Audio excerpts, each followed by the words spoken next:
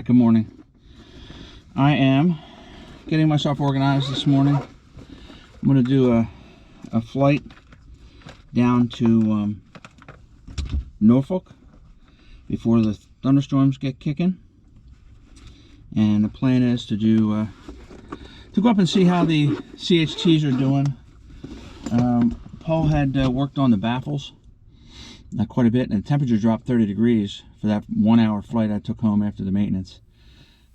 Unbeknownst to me, the audio cable had become disconnected. It looked like it was in, but it became disconnected.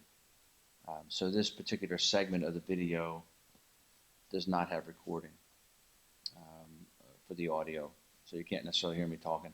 At any rate, that's fine. We can narrate some of this as we go through it. That wasn't the only thing that kind of went wrong here. When I did the flight today at 6,000 feet, I had this really great plan. And what I ended up doing was pre-leaning the engine. I got into a discussion with different people about where lean to peak was and what their theories were, and I wanted to try a few things out. For example, one of the things that my AMP and I were talking about was what he typically uses for fuel flow and so forth. And he thought it might that I might just go right to 8.5 gallons per hour and be fine there. I didn't recall that being the case. I recalled the engine cutting out at 7.5, and that ended up being completely inaccurate. So I went back and I did that testing today. That's basically what I learned. What I've done is I fly up to 6,000 feet on my way to Norfolk. I just picked Norfolk because I know the airspace really well. The odds of wandering into restricted airspace are minimal. I'm on an IFR flight plan, so it's a low workload for managing the airplane. Gives me an opportunity to do all the testing I want to do and not, be able to manage traffic and so forth, not have to worry about miscellaneous details. So having said all that, I flew up to 6,000 feet, pre-leaned the engine because the first thing I wanted to test was what was a typical setting. In other words, what would 8.5 gallons per hour give me in terms of CHTs using 24 squared? And then again, what would approximately 8 gallons an hour give me at 23 squared? So I tried those two during this flight. I felt that the 2400 RPM is much smoother operation. You get very little vibration. Things are working really well. Initially, 23 squared gave me a slightly more vibration, but once I left it there, after a couple minutes, things settled out, and 6 one, half dozen the other. Both of those settings gave me adequate CHTs. I didn't have an issue. Now, once I've completed that process, then I transitioned into, let's get ready for the GAMI test. And per what I had written down, I wrote all this stuff down and had a flight plan, a flight card, if you will. That process required 2,400 RPMs, 21.7 inches of manifold pressure, which would then be adjusted 0.17 per 10 degrees Fahrenheit over the standard temp. Long story short, I ended up at 22 inches of manifold pressure, 2,400 RPMs, 8.5 gallons an hour to start. Sounds like a good plan, right? And as I transitioned through the GAMI test, what I found was the EGTs didn't peak at all. They didn't peak at all because they had already peaked. 8.5 is from what I can tell, is lean to peak already. I can't tell how far lean to peak, but it was definitely lean to peak, and the CHTs were all adequate. So I didn't hurt anything, just didn't prove anything. So I'm going to include some of the video that I captured during this flight, including some that had the audio come alive when I moved the camera to the front. It was a fun flight. You're never wasting flight hours in my mind, but I'm going to have to do the GAMI lean test again.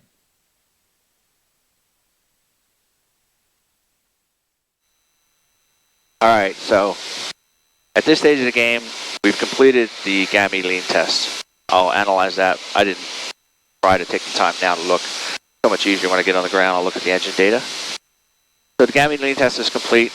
I've done a cruise at 24 squared. I've done a cruise at 23 squared, and I've done a cruise now. I'm doing a cruise at 23-24. Now, it looks like cylinder 2 peaked at 410, and it's working its way back. It's 409. Oils are both in the 180 range. Outside temperature is 16 degrees C. Our current cruise speed at what I would call a cruise configuration is 194 miles an hour for a true airspeed. 150 knots. Correction, that's 150 knot ground speed. CHT2 is stable at 410. I'd hoped I'd see it cool a little bit. It's stable at 410, and I am burning 7.9 gallons per hour, both sides. The right side's spent, I'm unhappy. The left side, I get those probes done, I'll feel mentally better. Okay, so now I'm running, I'm pulling the power back even more, just to try to keep everything under 400 degrees. I'm running 21.5 inches manifold pressure and 2,300 RPMs. And it's a quiet operation. And it looks like, let's see, 364 on the left, 355 on the right. 398, 387 for cylinder 2, left and right. 350, 350. 385, 378. So everything is cool. I don't see how Mike Bush is getting 380 or below. I think he said that at one point.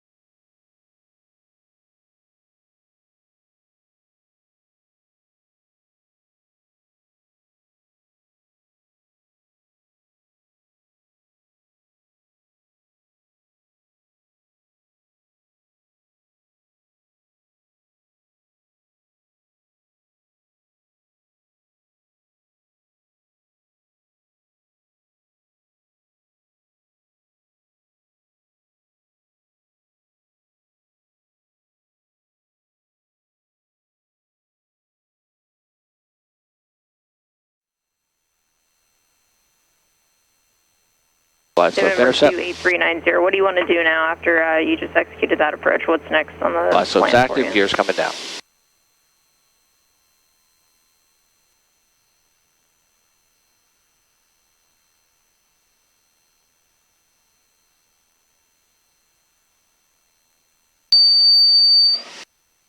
Would you like 3 Delta Fox to the tower? Or 3 Delta Foxtrot, contact tower 120.8, and I'll talk to you on the go. Roger that, see you then. Roman 11. Norfolk Tower, Twin Comanche 833 Delta Fox, inbound ILS 23, low approach. Twin Comanche 833 Delta Foxtrot, wind 1705, runway 23, clear for the option. Clear for the option, 23, 3 Delta Fox. And 3 Delta Foxtrot, you missed approach instructions, will be runway heading, climb and maintain 2000. Understood, runway heading 2000. Okay, I'm flying the ILS, not the GPS. Or the GPS S-roll steering, 1400, descending to 5590, 12770 to 44 with 230, precisely 226. I'm flying 130, totally hands off. Mixture has just gone rich. Fuel pumps are on. Gas, undercarriage, undercarriage. Come on, Doran, get back in the swing of things. Mixture. Props to go. I'm going to leave them at 25. Switches at the field. The switches inside are landing lights. I leave them on. They're LEDs. Switches at the field, mostly for night. I just have a consistent call out, and I'm down to 128 miles per hour. I'm going to increase about an inch.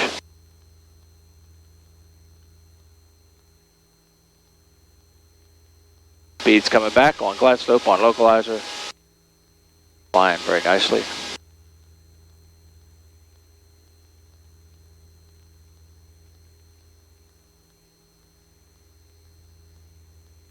$800 for 226.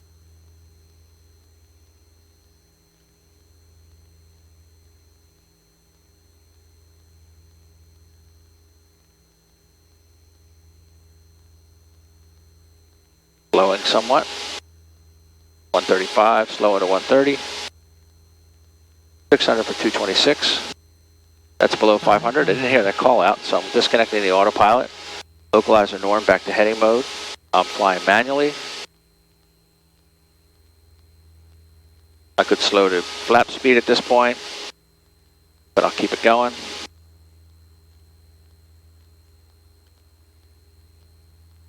$400 for 226.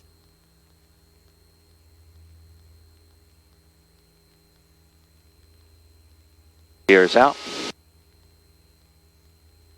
300 for 226. Minimums. Cram, so go to 25. Climb, I got a climb going. Clean, gear up. Cool, now flaps open. And we'll fly at 140. Read out the box on the mist. Thank you.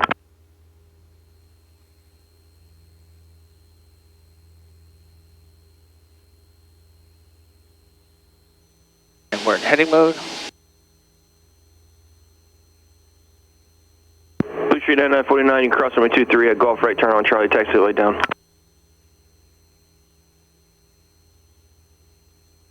3 Delta Foxtrot, contact departure 125.2, good day. Over to departure, 3 Delta Fox. And Tower, they had me on 126.05 and told me to come back. Yeah, just contact them on 125.2. You got it.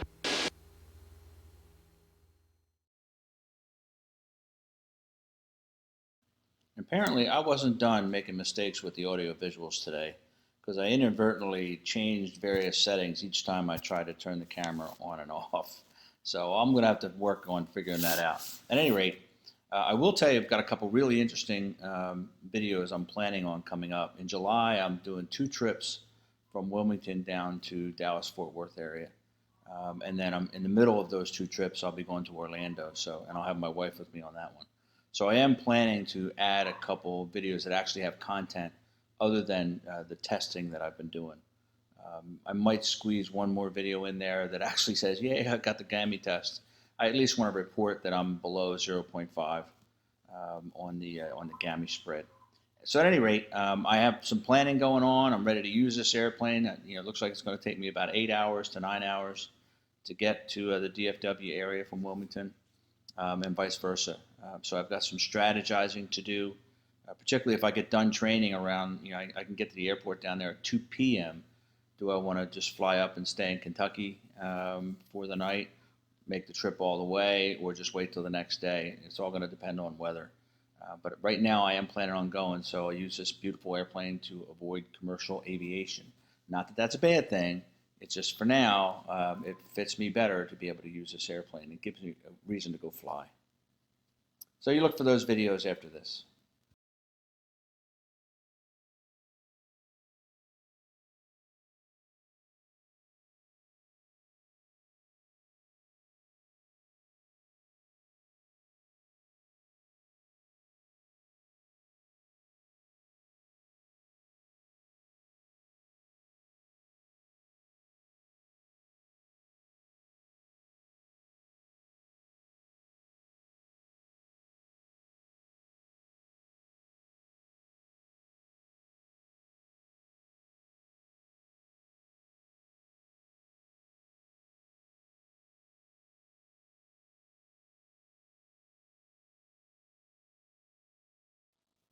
Okay, I'm approaching Delaware Coastal from the south, and just entered the pattern for 2-2, landing, and look at that brand new hangar being built off to the right there.